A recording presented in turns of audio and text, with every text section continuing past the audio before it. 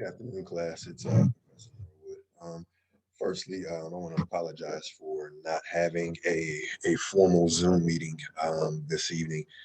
I just had some personal matters to attend to, and I'm going to be unable to join this evening. So instead, I will be preparing just a video lecture capturing just some of the content that I was scheduled to cover this evening.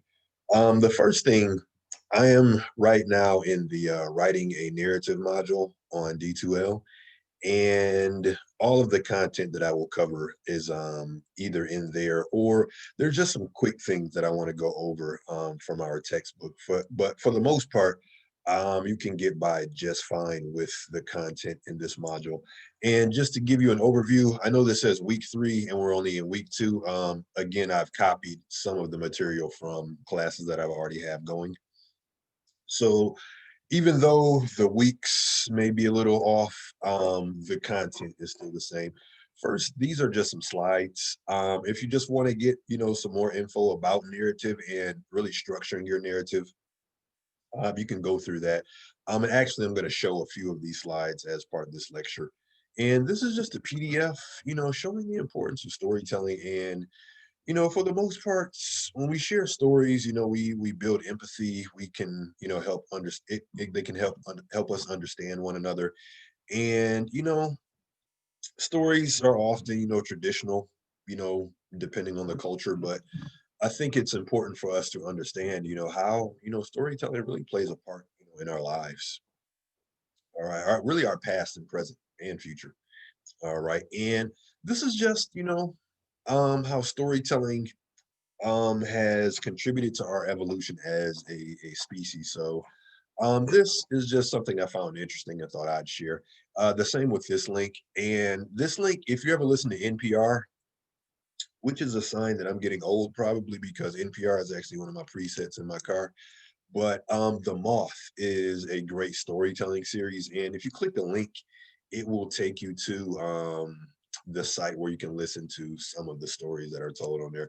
Again, not necessarily mandatory for the class, but if you like a good story, be sure to check that out.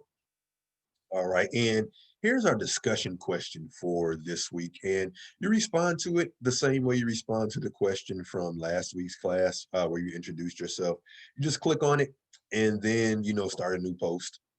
All right, but storytelling in some form is part of most human cultures. The stories we tell shape us as we embark on our path of self-discovery. Some even argue that stories are essential to our evolution as a species. Our stories connect us and create lasting memories. As we move into writing our own narratives, let's begin with a discussion about the impact of storytelling. Review the content in the writing a narrative module, and we're in the writing a narrative module right now, and discuss your understanding of the importance of storytelling. And your is underlined there because, of course, you can, and I do encourage you to browse this material, but ultimately, I want to hear what all this means to you. It's one thing to, compile a response from everything that you've gone through up here, but I really want to hear it, coming from your own mind or coming from your own thoughts and understanding. So, do your best when you respond to the following points. Discuss how storytelling factors into your own life. Okay, could be you just love a good story, or could be that you are a storyteller, as most of us are.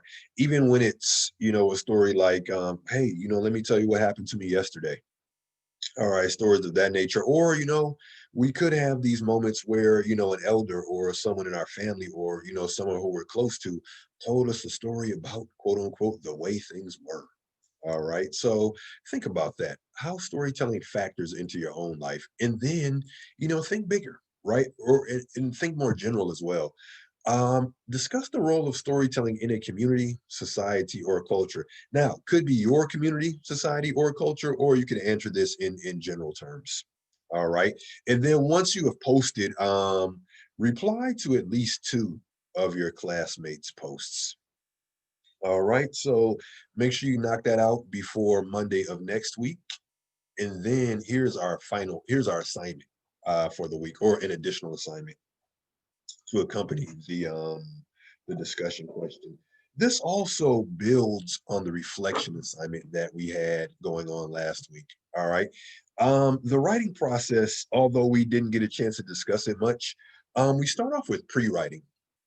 And pre-writing is just the process of getting your ideas together, getting yourselves organized. And we did that in a way with our reflection assignment. So what we're going to do with our narrative rough drafts is take the section of that assignment where you wrote about your own belief. All right. Remember your first two paragraphs. One was, summarizing the essay you chose from the This I Believe website. And the second paragraph was you just discussing why you chose that one. And then you were to have a paragraph where you discuss your belief. And that is what's going to eventually become our first essay. All right. And the assignment is here. And if you click on the title, it just takes you here where there's another explanation of the assignment. But if you click right here, this will give it to you as a Word document. So if you want it on your computer, then it's here. All right. And I'm just going to download it and look at mine in Word. You have to move this bar. There you go.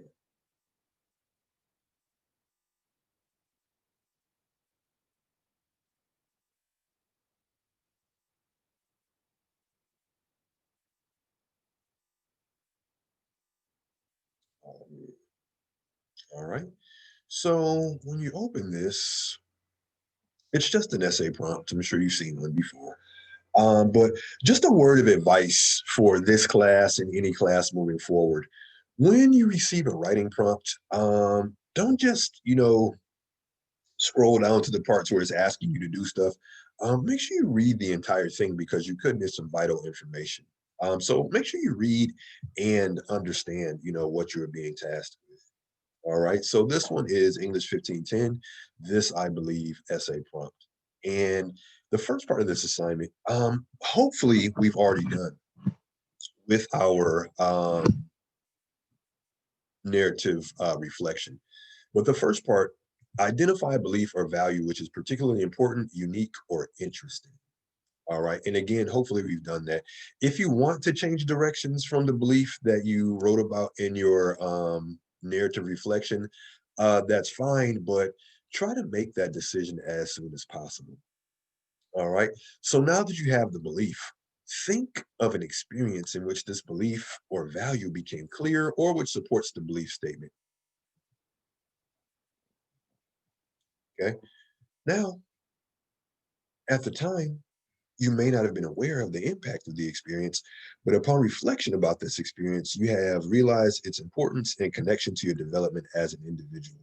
In other words, as the result of deep reflection that you demonstrate in writing this essay, your audience will see that you are aware of a time in your life that has shaped you, your beliefs, and your values. The best experiences are often those that are most unexpected. The death of a loved one or a near fatal car crash are clearly life changing events, but often a more subtle experience can make for a powerful essay and show that in your daily life, however seemingly mundane, you can find opportunities for growth and insight. So, what all of that says is, of course, if you want to write about these big, life changing experiences, maybe you lost someone close to you, maybe you sustained some injury, that you had to recover from, whatever.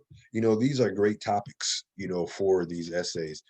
But on the other hand, maybe you want to take something that's an everyday experience and really explore it. For example, or two examples. One was a student, turned in this great essay, and the focal point or the main experience of this essay was just waiting in line at a Sprint store, if I recall correctly. And the student, everybody has to wait in line for something, but in the way this student described this experience, it turned into like this great meditation on patience. All right. So, maybe you want to just take something every day and, really explore the significance of it. That's perfectly fine. Another one that I recall was a student. The theme of the essay was I believe in baseball. And, after reading the title, and I'm preparing myself like, oh, an essay about sports, but the essay really wasn't about sports. All right. Baseball was the backdrop for the essay, but it was really about how baseball was the thing that held this student's family together. All right. Baseball was this time where, the people in his family, got together and um, you know, baseball may have started things off, but eventually, it evolved in some bonding experience for the family. So again, you can take some liberties with this assignment. You can either, write about, one of these big quote unquote life-changing events, or, you can take something every day and really explore it. All right. I leave that in your hands. All right. But here's your job. Write a this I believe essay that captures your belief in an interesting and organized. All right. Interesting is kind of a subjective term. So, I leave that in your hands. But organized, what I mean by organized is this. All right. I'm sure at some point in your academic careers, you have learned the 5 paragraph model, where there's an intro, 3 body paragraphs, and then a conclusion. Right. Essentially, we're doing the same thing. The only difference being you're just going to need more body paragraphs. So I often use the sandwich analogy, for your essays, where the intro is your top piece of bread, and then your body paragraphs or whatever you like on your sandwich, and then there's the bottom bun, which is your conclusion. The difference with our sandwich is, as opposed to sandwiches you may have written about or used this analogy for in the past, we're just going to have more toppings or more whatever you like on your sandwich. Um, in short, our body of our essay is just going to be longer. All right. So, the 5 paragraph model, it still holds up. You're just going to have to expand it a bit. All right. In that you include more body paragraphs. All right. So I said all that to say there's no exact formula of what your essay should contain, but be sure your essay focuses clearly on one belief. And we just don't have the time or the space to address multiple beliefs in our essays. All right. And make sure you tell your story. All right. Now, your story could be you could either be an active participant in your narrative, or you could be a witness to it, meaning, this is what, my grandmother or my grandfather or someone else experienced. And from watching them, here's what I learned, right? That's perfectly fine for this essay. So again, you can either be an active participant, or, you may be a witness in this. That's fine. As long as you're in there somewhere. All right. Make sure your essay is written in your voice. As I'm still getting to know you all as students and as writers, I'm still, discovering, who you really are and what your voice sounds like. And I don't mean your speaking voice, I mean your writing voice. All right. But, your essay should fit your personality, meaning, some will be playful and sarcastic and others will be serious. I just say, strike the appropriate tone for your essay. Okay, strike the appropriate tone. Meaning, if you're discussing something that's kind of lighthearted and you want your audience to feel that, make sure your tone is that way, and vice versa. If you're writing about something serious, make sure your tone reflects that as well. All right, and then finally, make sure your essay is a minimum of 3 pages and no more than 5 pages, using MLA style formatting guidelines. And the 3 page minimum, that's 3 full pages, not 2 pages and something on page 3. Make sure you're, you know, really developing your ideas. And the same thing, don't go beyond 5, because I don't know, you just want to wrap it up when you start getting to 5 and beyond. All right. There's something to be said about concision, meaning like, can you relate this experience in a developed but concise way? So you're really going to have to work hard to, include the necessary details while omitting some detail that, maybe your reader doesn't really need. All right. And here's just some brainstorming things to, help you get going. All right. Think about the belief you wrote about in your narrative reflection. What led you to this belief? How do you live this belief? When has it been tested? What experience or experiences in your life have shaped or validated your belief? Okay. Don't feel obligated to answer these questions directly in your essay. However, keep them in mind as you plan and compose your first draft. After taking some time to reflect, compose a personal essay detailing an experience that either shaped or reinforced a belief you have. Note that this essay is not about convincing others to believe as you believe. Even though most writing has persuasive elements, this is not a persuasive essay. All right. So it's really just you relating an experience and, sharing this belief that you have with your audience. All right. So it's not about convincing others to believe as you believe. And it's also not about being critical of other beliefs, meaning don't say, well, some people believe this and, here's where they're wrong or here's why they're wrong. All right. This essay, it's about, it's this, I believe. All right. And to be quite frank, it's rare in academic context that you're going to have the opportunity to write about yourself and a belief that you have. So, take advantage to show a little bit of, who you are, with this project. All right. So, as you try to look for a focus, try to choose concrete language and to find something that helps others understand your past, present, and future choices. All right. And this thing is due by 6 p.m. Monday, October 13th. All right. But in the meantime, if you're struggling with something, feel free to ask by email. And I'm open to answering most questions. However, the only question that I do not answer from students is, hey, Professor Norwood, how does this sound so far? All right. And the reason I don't answer that question is, I want you to trust yourself. Okay. And whatever you come up with, it's a rough draft and you can always go back and revise it. You're going to get my feedback. All right. Maybe you want to consult a tutor as well. All right. But you'll have a chance to revise it. So instead of asking, how does this sound so far? Just keep going. Get your ideas out. All right. And then, I'll be happy to give you feedback once you submit it. But I really want this process to be as organic as possible, the drafting process. So, trust yourself, trust your own ideas. All right. Worst case scenario, you have a little bit more revising to do. And that's perfectly fine. All right. Revising is really what good writing is all about. All right. And I'm also hesitant to use the term good as far as writing is concerned. Okay. So there's the prompt. And again, that is in the writing a narrative module. All right. And just a couple quick things before, you know, I end this lecture. So all of that material that I just covered is found in the writing a narrative module. And now I'm just going to get over into our textbook for a minute here.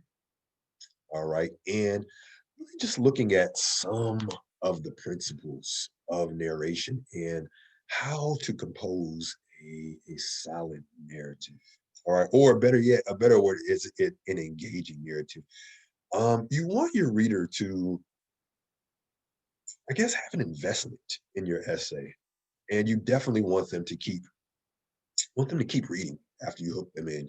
And the way you do that is, by, telling a narrative that is organized. All right. And I think that's what our book is referring to when we discuss chronology. All right. Chronology means just like the time sequence of your essay. And there's a couple strategies for this. Um, One, you can do it traditionally, right? Start at the beginning and, conduct your narrative in that way or compose your narrative in that way. Or, you can do a method where you start at the end and, kind of discuss things in terms of like flashbacks, right? That strategy can make for a very interesting narrative. However, if you aren't too comfortable with that method, then it can sometimes make for a confusing essay. All right. So whatever you do, try to organize your essay in a chronological way. Okay. You can even begin. It all started when I was in sixth grade. Okay. Maybe that's your opening line. All right. And then, if it all started with you when you were in sixth grade, take it from there. Okay. That's perfectly fine. But again, I think forethought is going to be your friend with this, meaning like before you start, putting your draft together, try to visualize, how you want it to unfold. All right. Also, think of the what's called the journalist questions: the who, what, when, where, how, why. Who was involved? When did it happen? Where did it happen? How did it happen? Why did it happen? Okay. And you may not need all of that, as you're putting your essay together, but I think it's good to work all that out in the beginning, during your brainstorming process. All right. And then our next point, that our book refers to, clarifying action. And, that's our book's way of saying, your words make a difference, and you can dramatize reality with your words. You can use descriptive language, to paint pictures in the minds of your audience. And I think the most successful narratives accomplish that really well. Words, painting pictures, or um, evoking certain sensations, within your readers. One that comes to mind when I think back is a student wrote a narrative about just, an overall terrible day, but one of the descriptions that stands out to me is just, stepping out of her car into this cold puddle and having to go to class with that sensation of having wet socks. And the student did a really good job of describing that. Really to the point where, I had to check my socks, to see if they were wet, because it is one sensation that I don't like. And I don't know many people who do like the feeling of wet socks, but the words really transported me, into that feeling of having wet socks. So, and then another one where a student was just describing this memory of being at a carnival, with her parents, when she was younger. And I just remember this student with these vivid descriptions of like the sights, the smells and the sounds, one would hear at a carnival. So did a really good job of taking the reader there. All right. And our book, gives us some words, and I will show you some additional examples in a second here. But words like leapfrogged, instead of jumped, right? Mugging and clowning, right? So instead of saying pose for pictures, posed and then mugging and clowning. Um, hooted, right? Pecking, hens pecking. So really just words that, paint these mental images for your reader. All right. And I'm gonna skip character because I want to come back to that. And dialogue as well, because I'm coming back to that as well. But for perspective, right? Points of view, in writing, first person point of view, I, me, we, us, our, my, if I didn't say my already. That's usually avoided in academic writing. But for narratives, in some cases you have to rely, on the first person point of view. All right. So first person point of view for this essay is perfectly fine. All right. However, second person point of view, you, your, you are, that's something that we typically try to avoid in academic writing. There's some guidance, if you need that, in the grammar corner module on D2L. So check out some of those avoiding second person point of view documents in there. All right. And then of course think of the where of your essay, where did it happen? All right. And if you have your textbook, you can explore, some this example paragraph. But again, I think organization and descriptive language are going to be our best assets when we put a narrative essay together, right? Organized, meaning, crafting an essay that your reader can follow, and then using descriptive language to help our readers see, hear, smell, feel, the things that we felt that we've gone through, excuse me. All right. And then the last couple of things, I'm going back into our writing a narrative module, and I want to have a look at these slides really quickly. All right. I'm just going to download them. But again, if you click the link or if you click it, it'll just open right here. All right. But I want to download mine to look at them as PowerPoint slides. All right. And I'm not going to go through all of them. I just want to hit on the ones that you know, are going to help us put our draft together. All right. Some of these are more general slides, just about narration, like the first. But I think the first thing we should focus on is Whenever we write something, we should always have our why in mind, meaning our purpose. Why am I doing this assignment? And of course, our teacher's making us do it, of course, right? It's part of the class. I get that 100%. But I always encourage people to take grading out of the equation. All right. Meaning don't write for the grade. All right. Write because you have something to say. Okay. Maybe you do want to entertain your audience. And I think for this one, we're just going to share, possibly inform, maybe do some teaching. All right. Persuasion, not so much with this one, only to persuade people to accept our belief as valid. Not accept it in a way where they're taking it into their own lives, but accepting our belief as valid after they've read our experience. Okay. And again, just sharing a little bit of who we are. All right. So most narratives go beyond, telling a story. The purpose can either be stated or unstated. For us, our statement, our purpose is going to be to share, share and inform possibly. All right. Share a belief. Okay. Your purpose shapes your writing. And this is from an essay that I'm particularly fond of from the This I Believe website. And Kike Aviles, right? And the name of the essay is I Will Take My Voice Back. If you click the link, you may have to hold down control and click it on your computers. But if you click the link, it'll take you right to that essay. And it really is, for me, it was a very touching essay about um, Kike's passion for writing and performing, but also just the struggle with addiction. All right. And I really like the duality of this piece. All right. So this Kike's essay begins, with this is the very first line. I believe that addiction can kill me, but writing and performing will save me. Okay. And that's a great attention grabber. All right. Because for me, that's a pretty profound opening. So for you all, when you put your essay together, if you want to lead with your belief statement, that is perfectly fine for this assignment.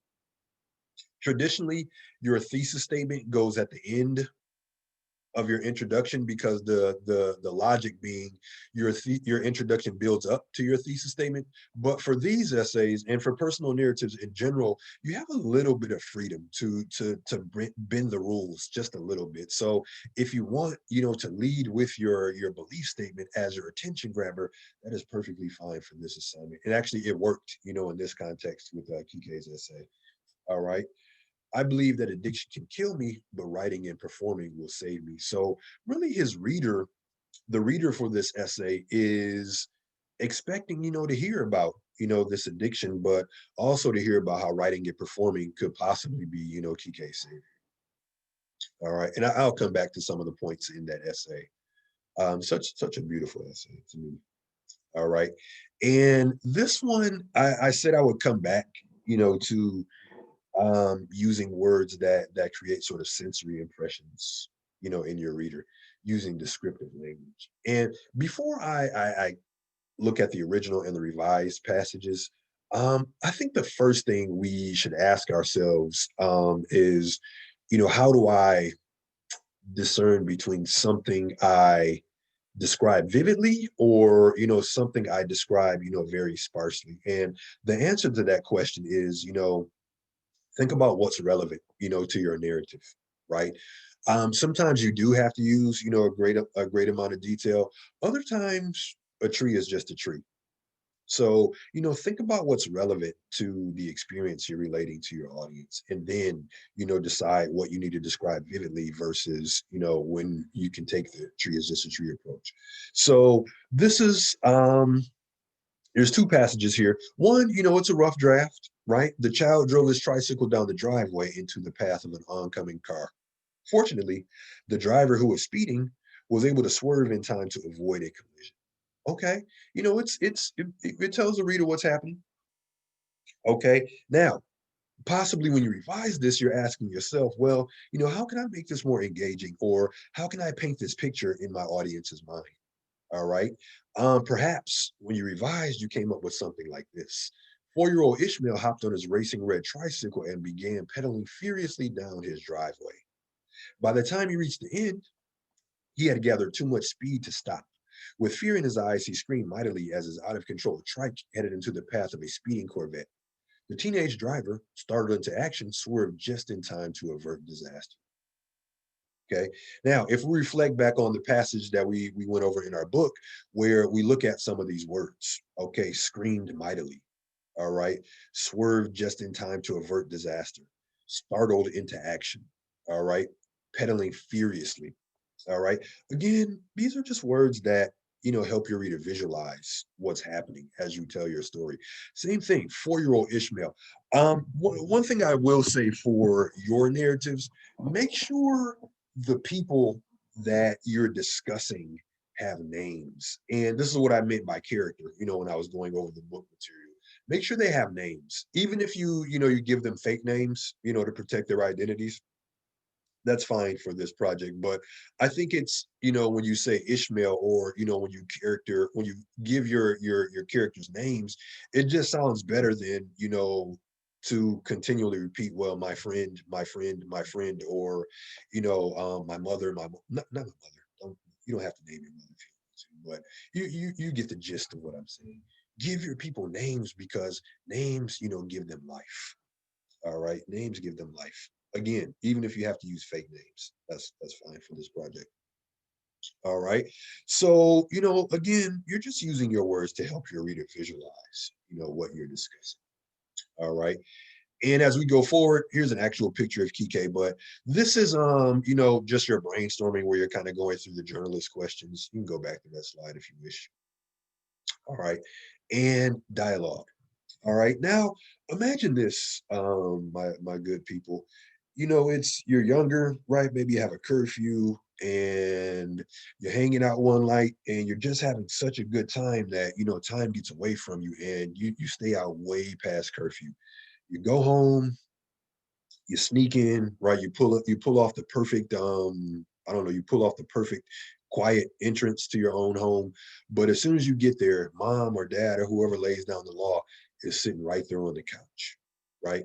Now, there's two ways to put this in an essay. One way is to say, well, I snuck in and my dad and I, or my mom and I, we had a heated discussion. All right. Or you could say, I quietly crept in my house, and as soon as I saw my mother, she screamed at me, "Where the hell were you?" And that's the beginning of that dialogue. And I think, if you include what mom or dad or whoever actually said, as opposed to just saying, we had a heated discussion, that will add, a certain punch to your essay, or add more life, to your essay. Now, we only have 3 pages, or 3 to 5 pages here, so be careful about going overboard with dialogue. Like, you don't want your essay to turn into like a movie script, but some dialogue can go a long way. And another reason I have this slide in here is, it just shows you how to punctuate dialogue. Okay. So if you are going to include dialogue, just make sure you're punctuating it properly. I'm going to skip over the next slide about audience awareness. Audience awareness, again, just make sure you're using a tone that's appropriate to your audience, and make sure you're using words, the best words to reach your audience. Okay. Don't use like words that they may or may not understand. Okay. Try to, um things like LOL, and certain aspects of slang where you may understand, but you kind of have to think that maybe your audience isn't in your mindset. All right. So, of course, let parts of your personality, come through, but also just be in mind that, you do have an audience, that's going to be reading your essay. All right. So here's just some structural things that I'll go over. Now, you're going to have to go through this slide yourself, because it went kind of long, as you can see. I really colored outside the lines as far as like PowerPoint would let me. So I just have, some strategies for putting your essay together. Your intro, you may provide some background or some context. You may state your thesis again, which is your I believe statement, or you may get right into your narrative, right? It was a cold January night, and I knew I didn't have enough gas to get home, but, I kept going, right? You could start like that. That's fine. All right. Or like I said again, you could just go give some background in there to whatever your belief is. That's fine as well. All right. Or you may state your thesis statement, right? Again, like Kike, I believe that addiction can kill me, but that writing and performing will save me. Okay. And if you notice, in the introduction category, all of these begin with may. All right. And you can interpret that as having the freedom to begin in whatever way you begin. Your first body paragraph, you may continue your story, or if your first paragraph was spent contextualizing, definitely get right into your narrative with that first body paragraph. You don't want to wait too far, or yeah, you don't want to go too far in your essay and then get into your experience. Try to get into that. If not in your introduction, try to get into it in your first body paragraph. All right. And then, you just write chronologically from there. All right. Next body paragraphs, continue. Okay. And you're sort of building up to a climax or a turning point. Or there's a lot of narratives go like in a like a conflict in a resolution sequence. All right. And then, when you're ready to wrap up, okay, finish up your story, or you can give some final thoughts. You can reiterate, the point that you've been driving at throughout your essay. Here's Kike's conclusion. In a world of zero tolerance, talking like this about my addiction, even saying it out loud on the radio, may mean artistic suicide. But by telling my story here and on stage, I will take my voice back. People will bear witness to my life. I believe that crack can kill me, but in the end, that writing, or excuse me, in the end, that communication and direct human contact will save me, right? So, what do you want to leave your reader with at the end of your introduction, or excuse me, at the end of your essay? What, if any, or excuse me, ask yourself, right? What do I want my reader to take away from my essay? Okay. As you put your conclusion together, think about that. And I look at it in terms of you delivering a lecture, right, or some kind of group or forum based discussion where you start off strong, you hook them in the beginning, and then you keep them engaged throughout the middle, and then at the end, right, you leave them with something to chew on, so to speak, right? So think about that. Okay. Again, whatever you do, just make sure your essay has some structure. But I think the overarching thing that we need to keep in mind as we're putting this together is it is a rough draft. So if you stumble a little bit, or if you're uncertain about certain aspects of this, keep going, and then you can revise, when it's done after you've gotten feedback. Okay. Here's just some bits about thesis statements. All right. And like I said, thesis statements are traditionally at the end of your introduction paragraph after you've built up to it. But for these projects, you have a little bit of freedom with this. Okay. Second person. Here's just some material about second person point of view. You can go through that on your own. And then a couple more things about writing a narrative. We do have to adhere to a sense of ethics. We put this together. The first one is, make sure your narrative is true. All right. Now, if you're recalling this, right, there may be some gaps in your memory that you have to fill in. That's fine. All right, but make sure your narrative, in essence, it's truthful. All right, and don't deliberately mislead your audience. Okay, because really, if this were a creative writing project, you could flex those muscles, and I do want you to have some creativity with this piece, but I want it to be nonfiction, so to speak. All right. Now this one. Okay, will I expose anyone's secrets? That's critical for this piece. All right. Don't put anybody's business out there whose permission you don't have. All right. If you are including, other people in your narrative, again, like I was saying, make sure you change their names. All right. Will I reveal embarrassing information about somebody, without their permission, or will I jeopardize the safety of another? Okay. So yeah, you have freedom with this assignment, but don't let your freedom infringe on other people's safety or their freedom. All right. And then, does your narrative encourage unethical behavior. Okay. I drink and drive all the time and I'm just fine. It's so fun to get behind the wheel after having a few shots of whatever you like. Okay, if you're over 21. But what I'm saying is, look back at Kike's essay.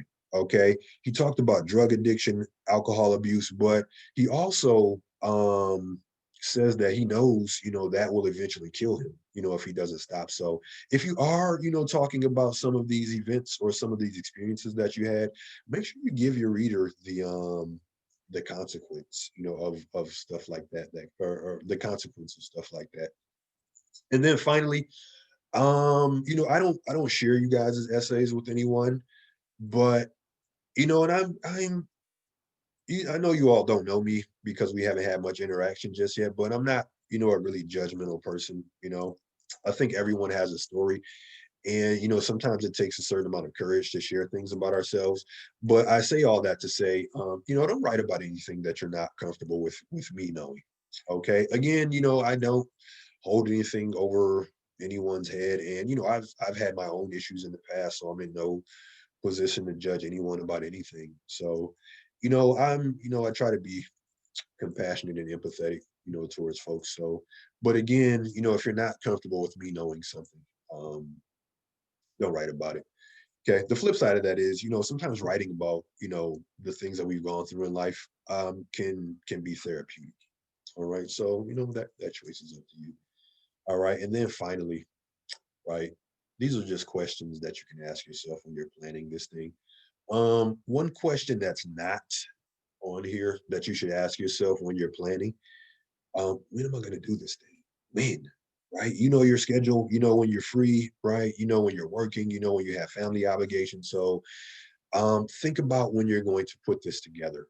And my advice to student writers is try not to do this all in one sitting. I get it. Sometimes that may be all you have time for, or sometimes you're just feeling it, right? And you want to keep going. But um, if you're approaching this for the first time, try to contribute some time to this every day. Okay. Meaning like put it together over time, right? You have a week, to put a draft together, which is, plenty of time. But again, just think of, when you're going to do it. Okay. That's key. All right. So, these slides along with this other material is in this writing a narrative module on D2L. So, just to recap, for next week, one, go over this material. Two, answer your discussion question. And three, most importantly, make sure you compose your draft and get it uploaded to D2L. All right. And again, if you have any questions for me, I will be available by email. All right. Take care and have a great week, folks. I know you didn't want to see my face.